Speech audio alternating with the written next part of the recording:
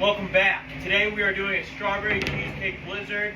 We're gonna make it up real quick and see how Grandma likes it. Throw some strawberries in it. Obviously. And we got these cheesecake bites we throw in.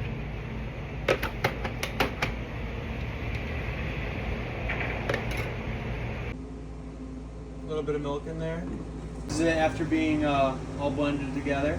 We have a strawberry cheesecake blizzard, and we're gonna see how Grandma likes that. Okay, it is now a very rainy day outside, so this will hit the spot. Here goes the whipped cream and the strawberry. This will make the sun come out, and I will share it with my fish.